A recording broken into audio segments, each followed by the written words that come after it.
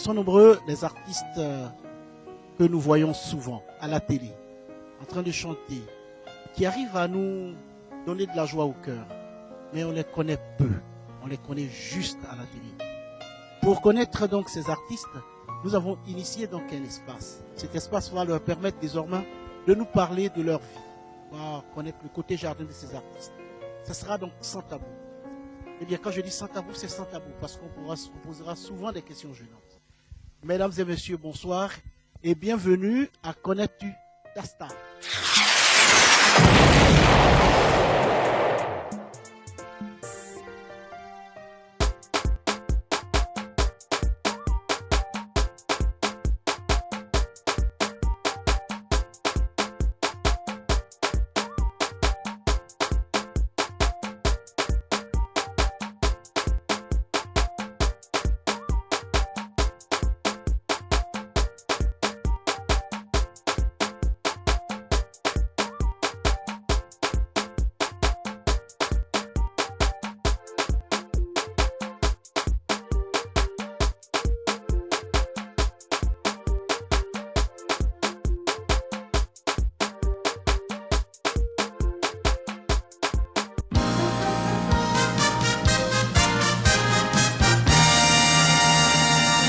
Pour le premier numéro, nous avons invité l'une des plus belles artistes africaines de la diaspora. Elle nous vient des îles des Comores.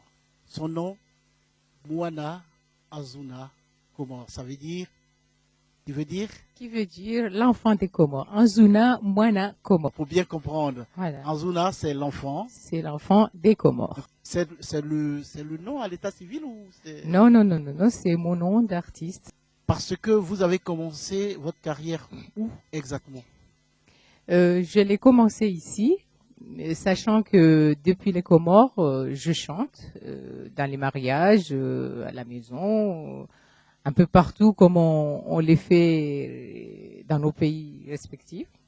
Voilà, arrivé en France, j'ai toujours continué dans des associations de mon pays qui tournaient sur Marseille, Rasmi.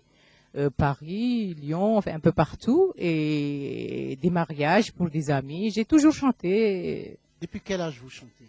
Depuis l'âge de 12 ans. Et comment les gens ont découvert votre talent? Ils l'ont découvert justement le jour où j'ai chanté dans l'association Rasmi, une association de mon pays. Vous aviez 12 ans? Non. J'avais pas 12 ans quand j'ai fait ça, mais c'est à partir de là que tout le monde me disait mais qu'est-ce que vous chantez bien. Vous aviez quel âge? 35 ans. À 35 ans. Oui. Mais à 12 ans, vous chantez déjà à l'école ou... Oui, dans les mariages au pays, des femmes, les hommes, voilà. D'accord, au pays. Au pays. Et au pays, vous étiez déjà célèbre dans votre communauté? Non, c'est arrivé là avec mon producteur. On savait que je chantais bien, mais tant que de toute façon on n'a pas quelqu'un pour vous pousser, c'est pas ça. Donc la carrière n'a pas démarré au pays? Non, elle a démarré ici. Donc quand je dis la carrière, c'est-à-dire que vous ne chantez même pas avec les groupes traditionnels et tout? Si, comme je disais, chez nous, il y a des orchestres qui chantent pour les mariages, femmes. Oui. Je faisais partie d'un. Oui. Et puis, il y a aussi pour les hommes, j'ai toujours chanté, et reconnu comme on est reconnu chez nous. Donc, vous étiez une célébrité dans votre communauté là-bas? Un peu, on va dire ça comme ça. Donc, déjà à l'âge de 12 ans, mais à 12, quand vous dites que vous avez chanté à 12 ans, vous avez commencé à chanter à 12 ans, c'est dans quoi vous chantez? J'ai chanté pour la première fois devant beaucoup de monde. C'était au mariage de mon oncle. Voilà. Et il y avait un orchestre de monsieur. D'ailleurs, j'ai osé parce que les femmes n'osaient pas trop chanter avec. Mais j'ai décidé de chanter et à partir de là... Voilà, c'est la première fois que j'ai chanté devant beaucoup de monde. Alors, Voilà, quelle est cette chanson que vous avez chantée pour la Oh, là vous me posez un col. Là. Une colle, on dit. Ça, je me rappelle pas. Ça fait tellement longtemps Non, que. non, mais c'est la chanson qui vous a propulsé. Normalement, vous devez savoir exactement. Oh là là. Non, sincèrement, non, je me rappelle pas des. Désolée. Alors, au niveau traditionnel, vous chantez, et puis vous arrivez en France, vous avez continué de chanter dans votre... Et quand vous êtes arrivé en France d'ailleurs? Je suis arrivée en France accompagnée de ma mère, c'était en 87, si je me rappelle bien, pour rendre visite à ma grande sœur qui était ici. Parce que vous avez eu le visa facilement? Oui, il n'y a pas eu de problème. D'accord.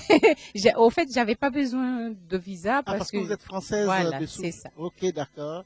Donc vous venez avec votre mère et vous restez en France. Normalement, j'étais censée repartir avec ma mère, Oui. mais ma grande sœur a demandé à ce que je reste en France avec elle.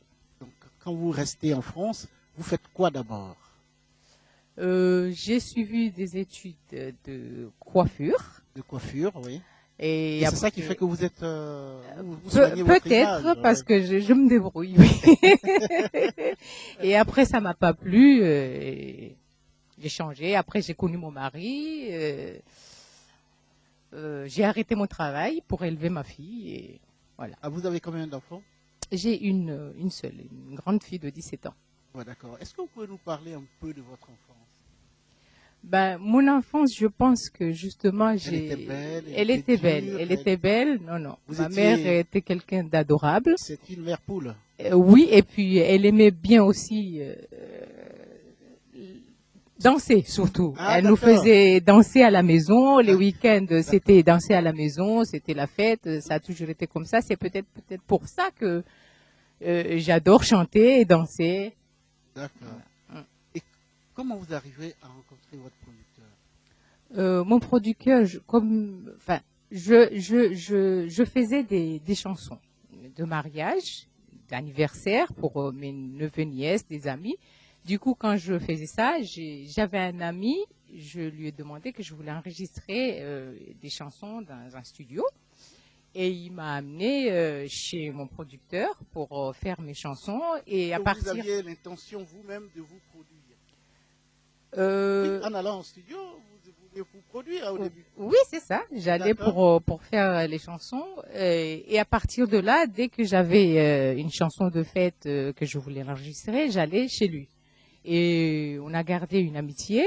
Et puis un jour, elle m'a parlé de son projet, comme quoi il voulait faire un casting pour produire une personne. D'accord. Et je me suis proposée en lui disant, si on faisait ce projet à deux, qu'est-ce que vous en pensez? Il m'a dit, oui, vous chantez très bien, il n'y a pas de problème.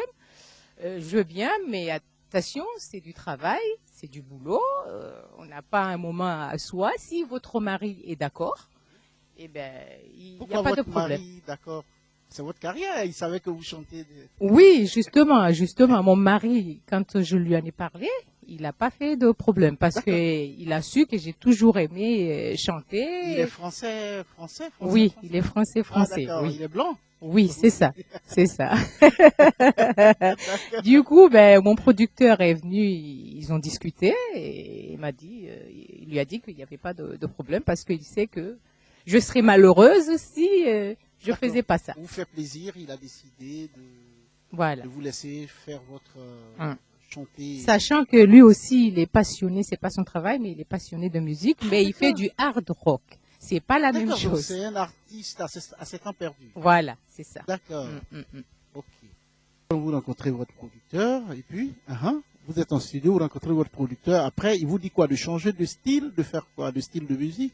Parce que vous étiez dans la tradition. C'est ça.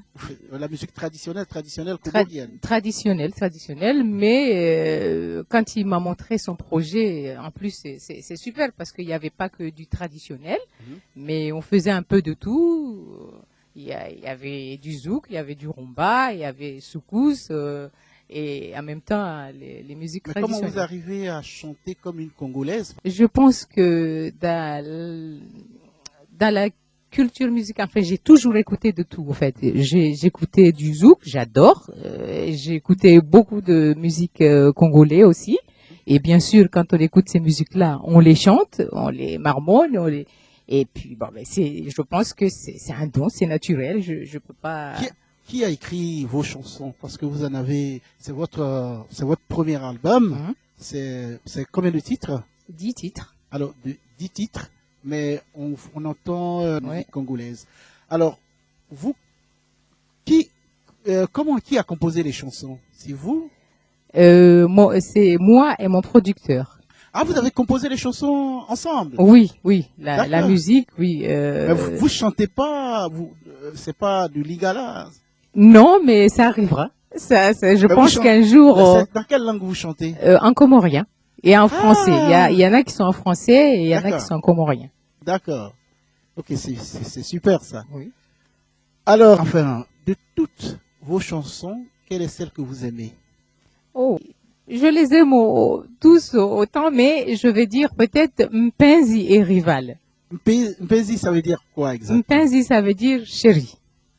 Ah, donc vous chantez pour votre mari? Oui. Qui d'autre? Et puis un peu pour tout le monde, chacun.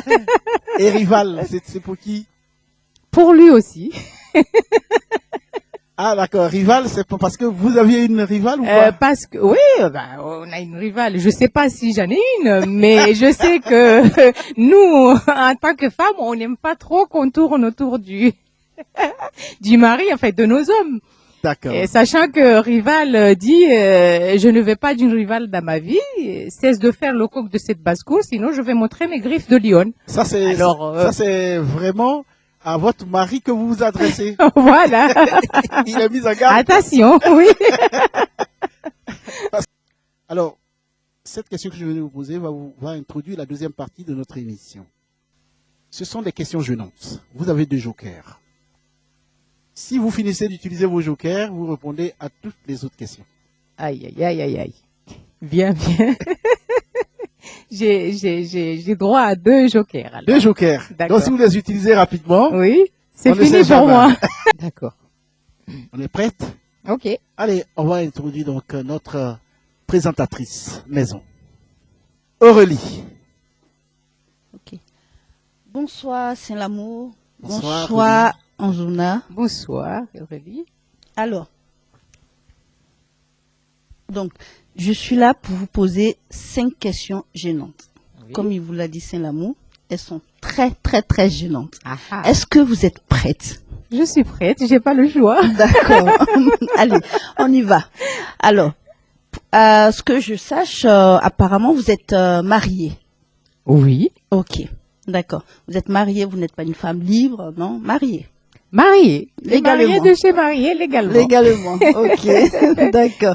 Alors, donc ça nous ramène à notre deuxième question. Alors, comment vous avez connu votre mari? Dans la rue ou ailleurs. Voilà, ou pendant les fêtes, ou sur les sites des rencontres. Comment il vous a dragué? Comment il vous a... Voilà. Expliquez-nous un peu. Qui dit que c'est pas moi qui l'ai dragué? Voilà. Qui dit? Non, mais je plaisante. Mon mari, c'est une histoire compliquée parce que mon mari a fait les études avec mon frère, mon grand frère, qui est arrivé en France. Ils ont fait les études ensemble. Et celle qui est ma belle-mère maintenant a logé mon frère pendant des années parce qu'ils sont devenus amis dans sa famille pendant des années. Bon. Et justement, ça c'est avant même que j'arrive en France. Et quand on est arrivé en France avec ma mère... La connexion, s'est fait facilement. Quand on est arrivé en France avec ma mère, la maman de l'ami de mon frère est venue rendre visite à ma mère, qui lui avait apporté, comme on fait chez nous, un cadeau aux îles, pour la remercier d'avoir pris son fils pendant des années dans sa maison. Et à partir de là, on les a connus. Des années sont passées, je l'ai jamais vu. Et un jour, quand il a fini ses études, il est venu sur Paris pour finir ses études et il est passé dire bonjour à mon frère. mon frère, et puis mon frère lui dit, ah, mais t'as vu comme Naïma, Anzuna Mwana Comore a grandi, il a changé. Et puis moi, je regarde mon frère, je dis, mais qu'est-ce qu'il veut? En plus, c'est un blanc, je lui fais. Et puis bon, ben, c'est parti comme ça. Et des années sont écoulées. Un jour, j'avais besoin de vacances. Et puis mon frère a demandé à ce qu'il me reçoit en Normandie pour passer mes vacances. Et je suis partie et on s'est connus comme ça. À partir de là, je suis retournée. Et puis voilà, la suite. Tout va bien. Voilà. Tout va bien. Il est tombé fou amoureux de la jeune fille. Oh là là, c'est mignon. Et puis voilà. Vous n'êtes pas amoureuse? Ah ben bien sûr que si, puisque quand même, que si on a une jeune fille de 17 ans, ça fait une vingtaine d'années. Alors, voilà. Comme on vous a dit, des questions gênantes. Oui. Nous allons vraiment dans les questions gênantes. Voilà. Vous êtes prête? Je suis prête. Ok. Bon, on part pour la troisième question. Oui. Alors, est-ce que vous vous souvenez de votre premier amour? Ah ouais, c'est dur. Oui. Et ça, si on peut appeler ça, enfin, parce qu'on est jeune quand même. Mais oui, et c'était aux Comores. D'accord. Et je suis venue en France. On s'est écrit pendant longtemps. Le premier amour. Le premier. Vous êtes resté en contact? Le tout premier là? Oui, en revenant ici, je suis partie des Comores quand j'étais ici, on s'écrivait. Et puis à un moment, ça s'est arrêté. Et puis voilà. Et d'ailleurs, quand je suis retournée aux Comores, il est venu me dire bonjour. Et c'était un Comorien aussi? C'était un Comorien. Oh, d'accord. Alors, donc, la quatrième question gênante. Oui. Est-ce que votre producteur vous a-t-il dragué un jour? Ah. Depuis que vous... Parce que souvent ça arrive. Hein. Voilà. Ça arrive, mais donc, non. Expliquez-nous. Mon producteur est quelqu'un de professionnel. Professionnel, très respectueux. Non, jamais. Oh. Je sais pas, peut-être qu'un jour ça arrivera. Hein? Ça ne peut pas dire. mais pour l'instant, c'est pas arrivé. Quoi? Je dis quoi? Je pense que je dirais non, quand même. Quand même, elle est mariée. Je suis mariée. Alors, et Anzuna, vous êtes une très belle femme. Merci, merci. Bon, parlez-nous un peu de vos prétendants, des personnes qui vous draguent. Est-ce qu'il y a des personnes qui vous draguent à partir après votre mari? Oui. Ah ben bien sûr. Partout où je passe. C'est pas pour me vanter, mais c'est vrai, partout où je passe, j'ai toujours des... Et comment vous gérez? Ben je gère ça avec le sourire. Ils vous promettent quoi? Ah ben rien du tout, puisque je reste pas à ce qu'ils arrivent jusqu'à me promettre quoi que ce soit. Je vous remercie beaucoup. Vous avez réussi. Je vous en prie. C'était un plaisir. 10 sur 10. Voilà, sans utiliser son joker. Elle n'a pas utilisé son joker. Pas utilisé son joker. Bravo. Merci. Merci beaucoup, mesdames et messieurs. Mwana Anzuna Mwana Comore. Mesdames et messieurs, sur ce, on va vous dire au revoir et on va laisser Anzuna. Et merci. Au revoir. On va laisser Anzuna à votre compagnie, mesdames et messieurs, amis téléspectateurs.